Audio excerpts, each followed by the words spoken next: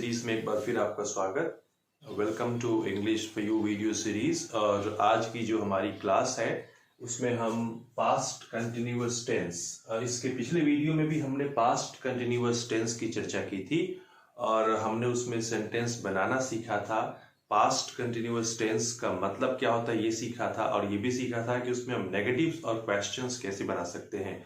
आज की जो हमारी क्लास है उसमें हम ये सीखेंगे पास्ट कंटिन्यूअस टेंस की जो यूज है वो किन सिचुएशंस में हम करते हैं, कब हमें इसकी जरूरत पड़ती है, कब हम सब्जेक्ट के साथ was were और उसके बाद ing जोड़ के सेंटेंसेस बनाते हैं।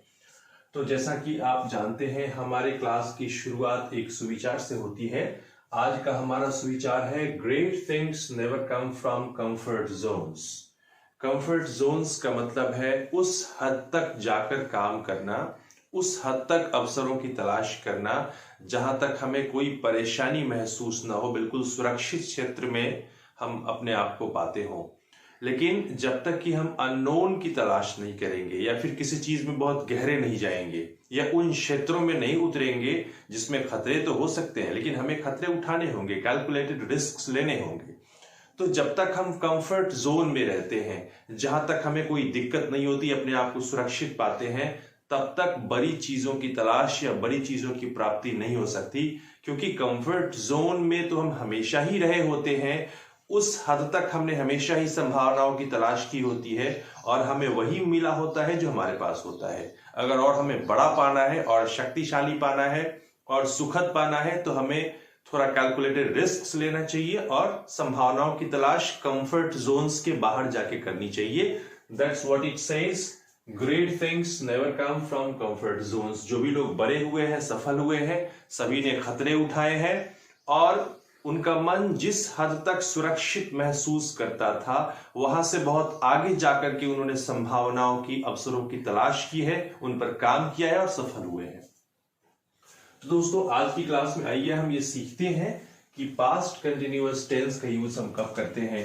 एक छोटा सा रिवीजन, आप जानते हैं कि सेंटेंस का जो स्ट्रक्चर होता है वो कुछ यूं होता है। सब्जेक्ट के साथ हम was या were, जो वर्ब बी का रूप है, वर्ब टू बी का, उसका यूज करते हैं और फिर जो मुख्य क्रिया मेन वर्ब होती है उसका ing फॉर्म यूज करते हैं दोस्तों।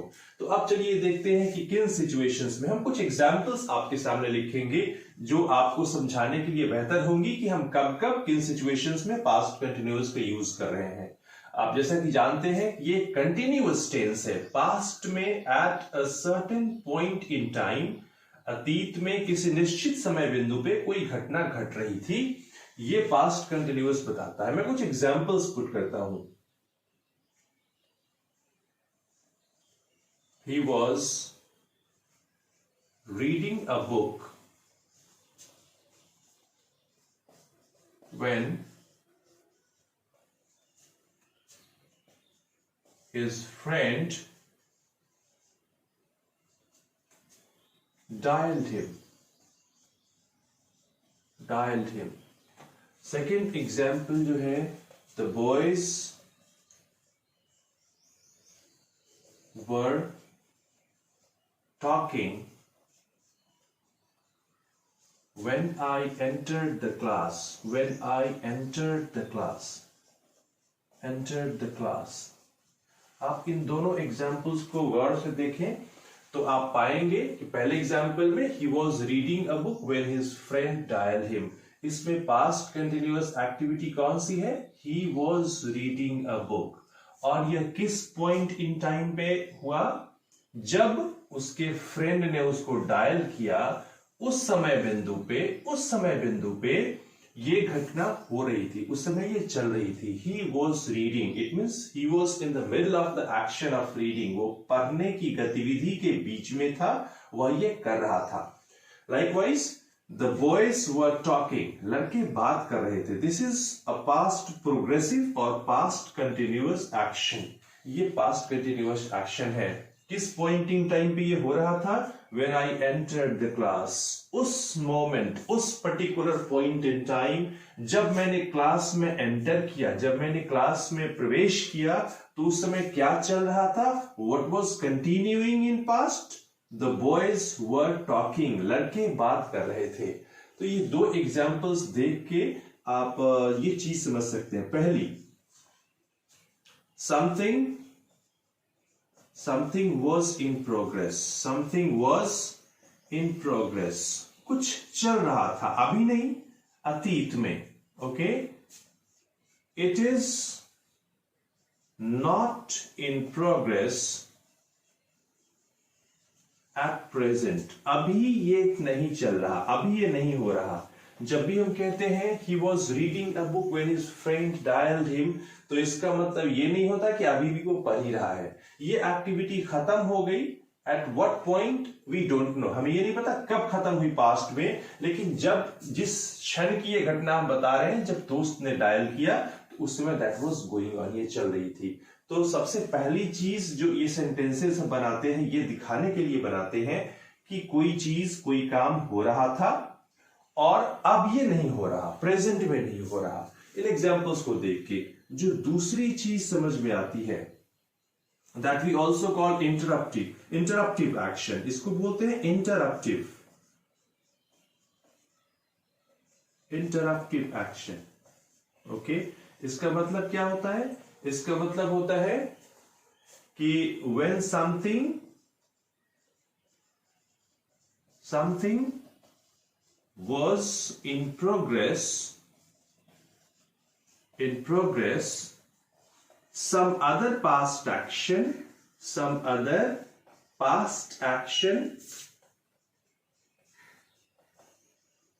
interrupted it। इंटरप्ट का मतलब बाधा डालना या उस काम की गति को प्रभावित करना, उस काम के होने को प्रभावित करना। तो आप देखिए ध्यान से सेंटेंस को, he was reading a book, वह एक किताब पढ़ रहा था, और उस समय बाधा डालने वाली कौन सी बात हुई? किस काम ने इस काम को बीच में प्रभावित किया, अफेक्ट किया?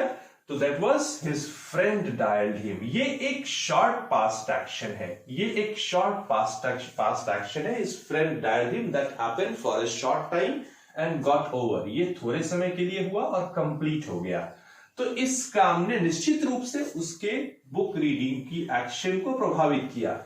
जब फ्रेंड ने उसे फोन किया तो उसने अपना किताब बंद किया होगा, पढ़ने की एक्टिविटी को कुछ देर के लिए रोका होगा, फिर उसने जाके उसने फोन रिसीव किया होगा। तो दिस एक्शन इंटरप्टेड, इस एक्शन ने इस एक्शन में इस ऑन गोइंग एक्शन को इंटरप्ट किया, इस on going action in past को इंटरप्ट किया। ये पास्ट में होने वाली जो चलने वाली गतिविधि थी उसको इसने बाधा दी। दूसरे एग्जाम्पल में भी यही बात आपको समझ में आएगी। The boys were talking where I entered the class, जब मैंने क्लास में एंटर किया तो लड़के क्या कर रहे थे, कौन सी गतिविधि चल रही थी? The boys were talking. Definitely कि जैसे ही मैंने क्लास में एंटर किया सबका अटेंशन मेरी तरफ आया होगा, और ये जो एक्टिविटी चल रही थी, जो ऑन गोइंग थी पास्ट में, ये कुछ क्षणों के लिए प्रभावित हुई होगी, रुकी होगी। इट मींस इस शॉर्ट एक्शन ने इस ऑन गोइंग एक्शन को अफेक्ट किया, इंटरप्ट किया, प्रभावित किया, बाधा डाली इसमें। तो ये जो इंटरप्टिव पास्ट एक्शंस होते हैं, हम इन्हें इस तरह बनाते हैं। हम आपको कुछ और तरीके से इन एक्शंस को लिखना सिखाएंगे, यानी जो इंटरप्टिव पास्ट एक्शंस होते हैं उसको हम किस प्रकार लिख सकते हैं, इसके लिए आपको हम स्ट्रक्चर्स भी देंगे। मैं नीचे वाले एग्जाम्पल्स को मिटाऊंगा और इस जगह का यूज करूंगा आपको ये दिखाने के लिए कि जो इंटरप्टिव पास्ट एक्शन वाले सेंटेंसेस हम कैसे बना सकते हैं। सबसे पहला तरीका इसको बनाने का, मैं आप एक फॉर्मूला लिख देता हूं। आप इस एक्शन को यहां भी पहले पोजीशन पे भी रख सकते हैं सेंटेंस में, और बाद में भी रख सकते हैं, इसको पहले उसको बाद में रख सकते हैं। लेकिन एक चीज आप गौर से देखें, जो शॉर्ट और सिंपल पास्ट एक्शन है, हिज फ्रेंड डायल्ड हिम, उसके साथ हमने when का यूज किया है। याद रखें, हम शॉर्ट और सिंपल पास्ट एक्शन के साथ when का यूज करते हैं, और हम इसको पहले भी रख सकते हैं। For example, when plus subject plus V2, this is short past action.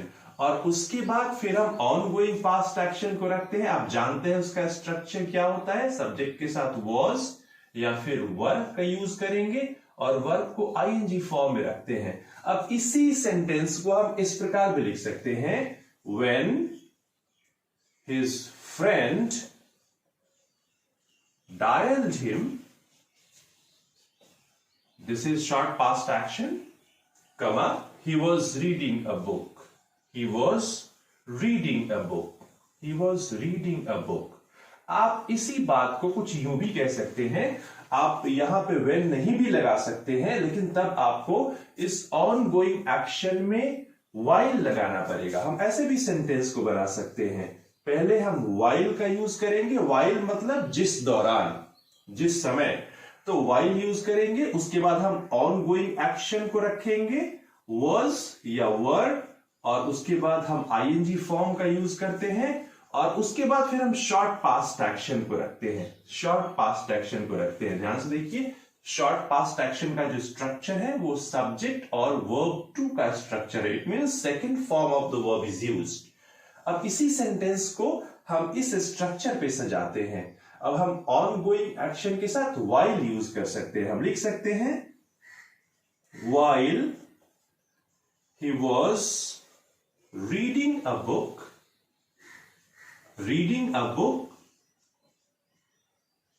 his friend, subject, dialed, verb V2 him।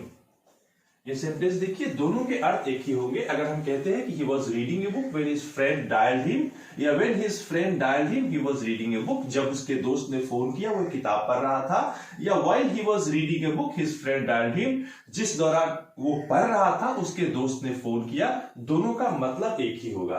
अब हम ये ध्यान में रखेंगे कि जो हमारे एक मिनट मैं इसको मिटा दूं जरा, हम एक चीज ध्यान में रखेंगे कि ये जो हमारे ऑनगोइंग एक्शन होते हैं उनके साथ हम while का यूज करते हैं, while plus ongoing action, ongoing past action.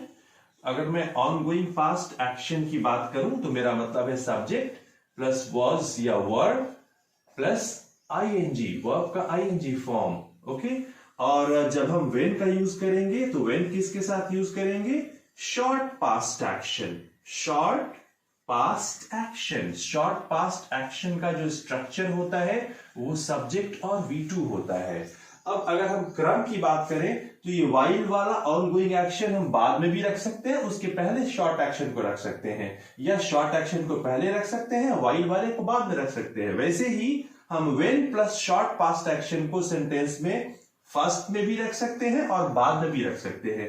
चलिए कुछ और एग्जांपल्स आपको दिखाता हूं। while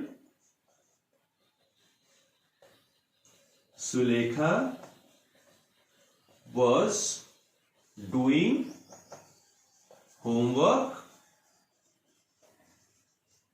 I cleaned the room. I cleaned the room. ध्यान से देखें, इसमें जो ongoing past action था, सुलेखा होमवर्क कर रही थी, it was going on, उसमें मैंने while यूज किया है। अब इस while वाले सेंटेंस को हम बाद में भी रख सकते हैं। हम यूं भी बोल सकते हैं I cleaned the room, I cleaned the room while Sulekha was doing homework। कोई फर्क नहीं पड़ा, वही अर्थ रहेगा। इसमें हम ऑर्डर को इधर उधर कर सकते हैं, लेकिन ये याद रखना जरूरी होगा जो ऑनगोइंग पास्ट एक्शन है उसके साथ हम while का यूज करेंगे, when का नहीं यूज करेंगे। अगर हमें when यूज करना हो तो उसे हम शॉर्ट पास्ट एक्शन के साथ यूज करेंगे और इसके साथ फिर while यूज नहीं करेंगे। मैं इसी एग्जांपल को when से बना के दिखाता हूं। Sulekha was doing homework when I cleaned the room।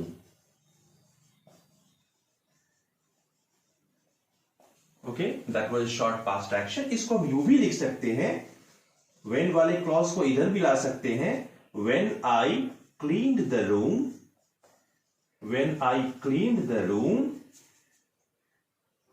Sulekha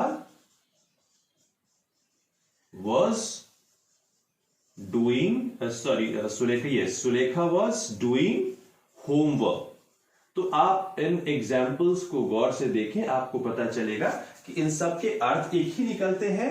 हम व्हाइल और व्हेन दोनों का यूज करके इंटरप्टिव पास्ट एक्शंस को दिखा सकते हैं, उन एक्शंस को दिखा सकते हैं जिन्होंने किसी ऑनगोइंग पास्ट एक्शन, चल रहे पास्ट एक्शन में इंटरफेयर किया, उसको इंटरप्ट किया, उसमें बाधा डाली।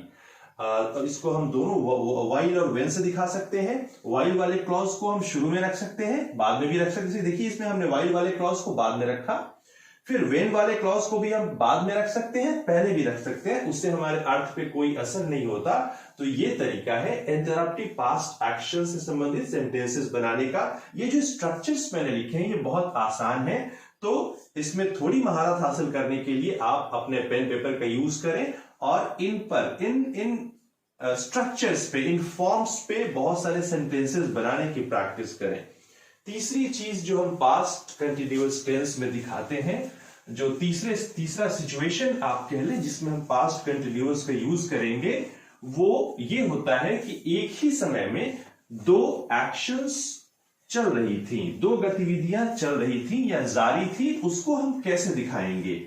उसके लिए भी हमें व्हाइल का यूज करना पड़ता है। जब दो गतिविधियां एक साथ पास्ट में चल रही हो तो एक गतिविधि के साथ हम व्हाइल का यूज करके उसको दिखा सकते हैं। तीसरा जो सिचुएशन है, third situation, to past actions going on at some time in past. ये सिचुएशन है, यानी अतीत में किसी निश्चित समय बिंदु पे दो गतिविधियों का एक साथ जारी रहना। मैं कुछ एग्जाम्पल्स लिखूंगा। I was reading a book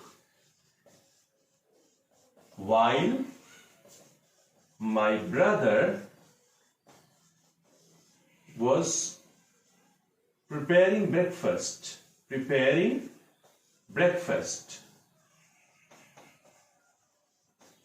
Okay.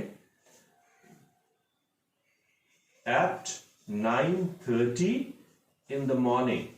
Okay. आप इस एग्जाम्पल को गौर से देखिए।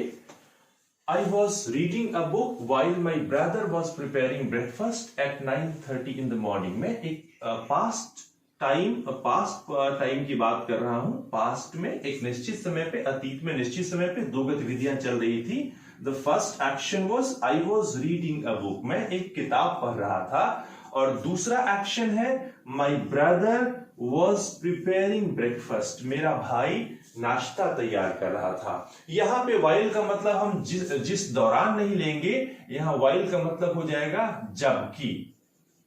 जबकि अर्थात मैं किताब पढ़ रहा था जबकि मेरा भाई नाश्ता तैयार कर रहा था। कब कर रहा था? At 9:30 in the morning. ये दोनों ही पास्ट प्रोग्रेसिव टेंस के सेंटेंसेस हैं। दो एक्शंस हैं जो साइमल्टेनियसली एक ही समय में हो रही हैं, एक ही समय में हो रही थी, एक ही समय में वो जारी थी, चल रही थी, कंटिन्यू कर रही थी।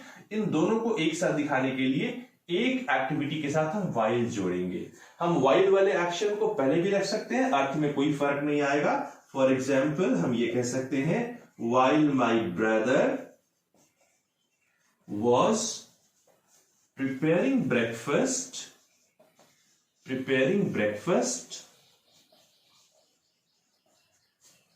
I was reading a book.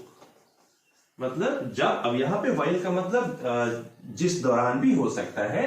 I was reading a book. हम इसको जबकि या जिस दौरान दोनों ही अर्थ में यूज कर सकते हैं।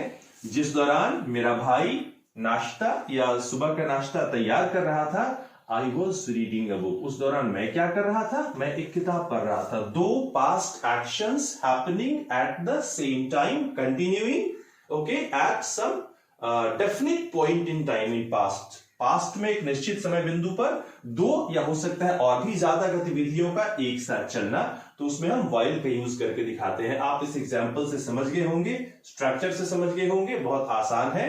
जैसे कि पास्ट जो पास्ट कंटिन्यूअस के स्ट्रक्चर है, आप जानते हैं सब्जेक्ट के साथ हम was were यूज करते हैं, फिर ing यूज करते हैं। दोनों में यही स्ट्रक्चर यूज होगा। एक पास्ट एक्टिविटी के, कंटिन्यूअस एक्टिविटी के साथ हम while का यूज करेंगे। तो ये तीसरा सिचुएशन है जिसमें हम यूज करते हैं पास्ट कंटिन्यूअस सेंटेंसेस का। जो चौथा सिचुएशन है, टू ले stress on the duration of the action. मैं इसमें आपको सिंपल पास्ट से तुलना करके दिखाऊंगा कि पास्ट कंटिन्यूअस के जो सेंटेंसेस होते हैं वो कैसे ये दिखाते हैं कि ये जो सिंपल जो पास्ट की एक्टिविटी थी थोड़ा ज्यादा समय तक के लिए चलती रही। फॉर एग्जाम्पल मैं एक सिंपल सा सेंटेंस यूज करूंगा, it was raining, it was raining yesterday, कल बारिश हो रही थी। मैं ये भी लिख सकता हूं, it rained yesterday, it rained yesterday. Okay, दोनों में क्या फर्क है? जो पहला एक्शन है this is a past continuous action, यानी येस्टरडे कल, जो कल का जो समय था उसमें कोई गतिविधि चल रही थी, हो रही थी, जारी थी। स्ट्रक्चर समझ सकते हैं, subject plus was were plus ING, और यहां पे हमने सब्जेक्ट प्लस V2 का यूज किया। This is a simple short past action, ये सिंपल पास्ट का एक्शन है। दोनों में फर्क क्या है? The length of time was bigger, इसमें ज्यादा समय तक ये चीज चलती रही, ये जारी रही पास्ट में, जबकि here the length of time was short, very short. This was short past action. यही फर्क है। जब हम सिंपल पास्ट के स्ट्रक्चर पे सब्जेक्ट प्लस V2 के स्ट्रक्चर पे सेंटेंस फ्रेम करते हैं तो हमारा जो एक्शन होता है वो रिलेटिवली थोड़े समय के लिए होके पूरा हो जाता है। और जब हम सब्जेक्ट के साथ was या were और फिर उसके बाद हम verb के ing फॉर्म का यूज करते हैं पास्ट में, इसका मतलब होता है कि वो एक्शन पास्ट में थोड़ा ज्यादा ड्यूरेशन तक चला, ये इंडिकेशन हमें मिलता है। तो ये बेसिक 4 सिचुएशंस मैंने आपको बताया जिसमें हम पास्ट कंटिन्यूअस टेंस का यूज करते हैं। हमने एक छोटी छोटी टिप्स मैं आपको बीच में देता चलूंगा। हमने एक वर्ड यूज किया BREAKFAST, आप सब इसे जानते हैं, सुबह के नाश्ते के लिए हम इसका यूज करते हैं। इसे हम ब्रेकफास्ट बोलते हैं, लेकिन इसका जो सही प्रोनाउंसिएशन है, सही उच्चारण है, दैट इज ब्रेकफास्ट। इसको हम फर्स्ट बोलते हैं, फास्ट नहीं, लिखते फास्ट है, पढ़ते फर्स्ट है। तो जब भी ये शब्द आपके सामने आए आप कृपया करके इसे ब्रेकफास्ट न कहें, ब्रेकफास्ट कहें। So that's all in today's video. आज की वीडियो में इतना ही। मुझे लगता है कि जो सिचुएशंस मैंने आपको बताए जिनमें पास्ट कंटिन्यूअस का यूज करना है आप समझ गए होंगे। और अगर आपको आज का वीडियो अच्छा लगा तो इसे जरूर लाइक करें और हमारे चैनल को सब्सक्राइब निश्चित रूप से करें। इससे आपको आने वाले वीडियोस की जानकारी मिलेगी और जो पिछली वीडियोस हैं वो भी आपके पास, उनकी भी जानकारी पहुंच जाएगी। तो हमें उम्मीद है कि आज का वीडियो सेशन आपको पसंद आया और हमारे साथ रहने के लिए बहुत बहुत धन्यवाद। Thank you very much.